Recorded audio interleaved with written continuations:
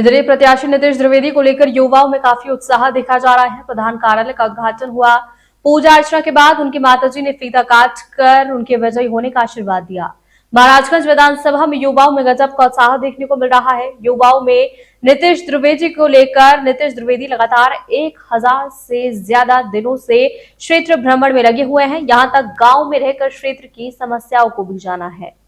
जनता से मिलने के बाद उनके आग्रह पर जनता की समस्याओं को लेकर चिंतित हुई, तभी महाराजगंज विधानसभा चुनाव लड़ने का फैसला लेकर जनता के बीच चुनावी मैदान में है। नीतीश द्विवेदी का एक ही लक्ष्य है, महाराजगंज की सेवा नेता बनकर नहीं बेटा बनकर करूंगा। महाराजगंज की तकदीर और तस्वीर विकास के माध्यम से बदलकर रख देंगे। अस्पताल से लेकर शिक्षा के क्षेत्र में हर क्षेत्र में मूलभूत सुधार कर विकास की नई गाथा लिखकर इतिहास रच देंगे, जो आज तक किसी ने नहीं किया। महाराजगंज के बेटा बनकर दिखा देंगे कि विकास आखिर होता क्या है। क्षेत्र की जनता का पूरा समर्थन मिल रहा है। महाराजगंज में विश्वविद्यालय जिला बनाने का काम सभी काम प्राथमिकता से पहले होगा। महाराजगंज में प्रधान कार्यालय के उद्घाटन के मौके पर संदेश दिए गए। एक बार नीतीश द्विवेदी को बेटा बनकर सेवाएं करने का मौका दीजिए, कभी शिकायत नहीं मिलती और नेता के रूप में हमेशा बेटा ही बनकर सेवा करेंगे। उद्घाटन किए हुए हैं, क्या कुछ कहेंगे? देखिए, पीछे हटो तुम, महाराजगंज में कार्यालय का तो उद्घाटन में बहुत पहले ही इसको कर दिया था, लेकिन जो चुनावी महीना है, ये लोकतांत्रिक का हम लोग का बिहार विधानसभा का जो चुनावी महीना है और जो मेरा छाप मिला, वो छाप के साथ मैं उद्घाटन आज किया। और ये प्रधान कार्यालय महाराजगंज, और अभी इसके जस्ट 1 घंटा बाद मैं 3 बजे से उद्घाटन करने वाला हूँ अपना भगवानपुर में। अच्छा, लगातार सघन चुनावी अभियान में लगे हुए क्षेत्र में भ्रमण कर रहे हैं, क्या कुछ कहेंगे आप? नहीं, क्या क्षेत्र में भ्रमण तो मैं आज से कर रहा हूँ। आज 1751 दिन हो गया और आपको भी पता है कि काय लिए कर रहा हूँ, सेवा करने के लिए कर रहा हूँ और सभी लोग कर रहे हैं, करना भी चाहिए। तो चुनावी माहौल है तो चुनाव के लिए न करेंगे। जनता का क्या मूड है? जनता का देखिए, जनता का तो मूड 6 तारीख को पता चलेगा, लेकिन मुझे आशीर्वाद मिल रहा है। आज आशीर्वाद मिल रहा है तभी तो आज इन लोग के सामने निर्दलीय खड़ा हुआ हूँ। अच्छा, बिना आशीर्वाद से कैसे? आप युवा नेता हैं और आप लगातार मतलब कि सघन अभियान कर रहे हैं, युवा होने का कुछ सपोर्ट मिल रहा है युवा वर्ग से? बिल्कुल मिल रहा है। युवा हमारे भाई है, साथ में साथ हम लोग कदम में कदम मिला के चल रहे हैं। देखिएगा इस बार महाराजगंज में युवा का ही बिगुल फुकाएगा।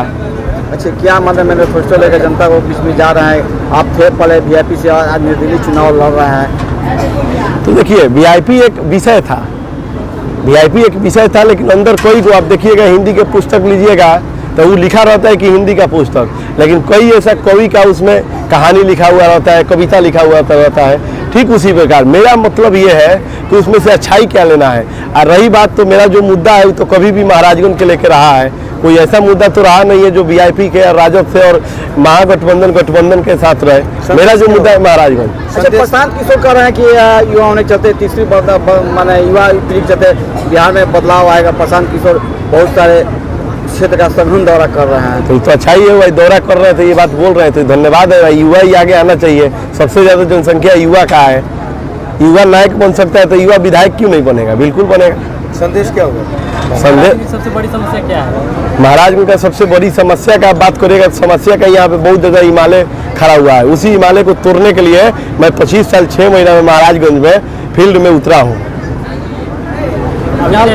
संदेश महाराजगंज देखा जा रहा है, हॉस्पिटलों में बहुत सारी कमियां है। सर, कमी तो इतना है कि उसको कहा नहीं जा सकता है।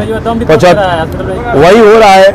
अब देख लीजिए, जब इतना दिन देख लिए, 15-16 दिन और देख लीजिए, उसके बाद जो होगा अच्छा होगा। स्थानीय की लड़ाई देख रहे हैं। देखिए, बाहरी और भीतरी इसमें कोई नहीं होता है। संघर्ष करने वाला जो लोग रहता है वो बाहर अंदर का होते हैं चाहे बाहर से। आज मैं किसी को बाहरी और भीतरी करने लगूँ यहाँ बैठ के, तो ये कोई मतलब नहीं हुआ। अपने ही बिहार के कई लोग हैं जो जाके दिल्ली में, कलकत्ता में विधायक है, मंत्री है, सांसद है, लेकिन हाँ, कर्म आप करना चाहते हैं। अब आजाद देश के आजाद नागरिक है। अगर आपको सेवा करना है, वास्तव में अगर आपको महाराजगंज का सेवा करना था तो आप 2-3 साल पहले आके एक जमीन में थे, उसको भूमि को पूजा करके बोलते कि मैं बहुत पैसा कमाया, मैं बहुत कुछ किया, लेकिन मैं महाराजगंज का सेवा करना चाहता हूँ, आप लोग हमारा साथ दीजिए। मुझे मालूम है कि अगर आप समाज सेवा करना चाहते हैं तो आपको राजनीतिक मंच पर उतरना बहुत जरूरी होता है लोकतांत्रिक देश में, तब उसका बात रहता। अभी चुनाव का नॉमिनेशन करके और आ जाइएगा तो बाहरी का, आप तो यहाँ जमने तो अभी आसमाने में है।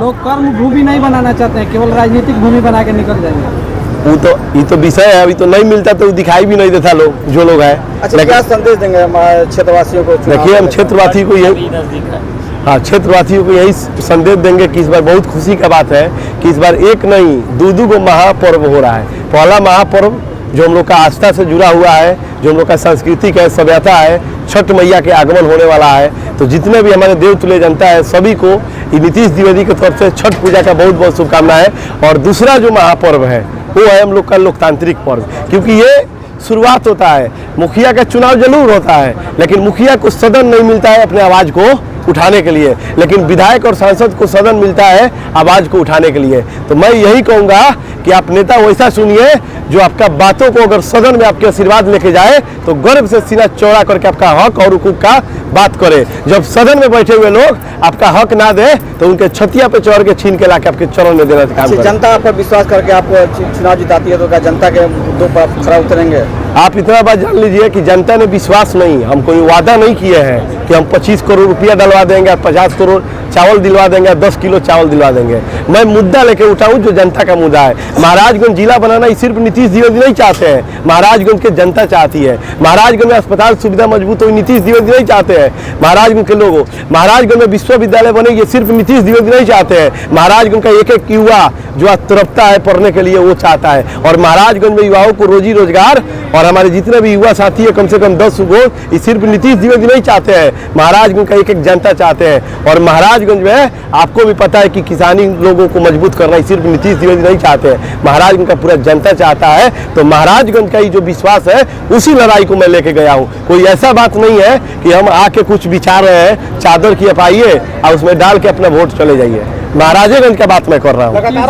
जी जी, देखिए क्या लग रहा है संगठन आपके साथ है वीआईपी का? देखिए सच्चाई यही है कि कौशल बाबा हम लोग का व्यक्तिगत हम लोग का एगो रुझाव है, जुड़ाव है। और सच्चाई यही है कि अपना हमारे विधानसभा के ये अच्छे सौभाग्यशाली लोग हैं, प्रभावशील लोग हैं, ये लोग जानते हैं, ये लोग वैसा राजनीतिक नहीं करते हैं कि किसी के साथ सही आदमी के साथ गलत हो गया तो मैं उसका साथ छोड़ दूं। नहीं, पहले इंसानियत। देखिए नीति जरूर है, नीति नियम एक पार्टी पॉलिटिक्स में जब तक अच्छा रहता है जब सबके सोच का हो। आज संविधान बना है वो सबके लिए बराबर है, सिर्फ मेरे लिए रहता है तो दूसरे को इसका पालन उस सबके लिए एक सामाजिक बना है कि सब लोग एक साथ बैठे। ठीक उसी प्रकार के नीतीश द्विवेदी भी चाह रहे हैं कि महाराजगंज में विश्वविद्यालय बने, महाराजगंज जिला बने, महाराजगंज में स्वास्थ्य मजबूत हो, युवाओं को रोजी रोजगार मिले, 10 लघु मिले और महाराजगंज में किसान भाई का हाथ मजबूत हो। ये कौशल बाबा भी चाहते हैं। यही मतलब कि प्लान जरूर आपको निश्चित रूप से रोकेंगे? निश्चित रूप से रोकना है ही है, उसी के लिए आदमी आ रहा है, रोकना ही है, चाहे इसके लिए कुछ भी हो जाए। इस बार आंकड़ा क्या होने वाला है? जनता के बीच जा रहे हैं तो कुछ तो अंदाजा हो गया होगा।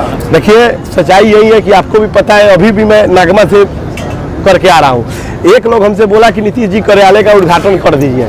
हम बोले कि कार्यालय तो उद्घाटन मैं कभी कर चुका हूँ, तो वैसे नहीं, कम से कम अपने गर्जीवन सब लोग को बुला के आशीर्वाद लेके उद्घाटन कर दीजिए। मैं बोला कि ठीक है, तो मैं जनता से आशीर्वाद लेके आया हूँ। वो लोग बोला एकदम खुश रहिए, जाइए आप अपना काम देखिए, मैं अपना काम 6 तारीख को कर दूंगा।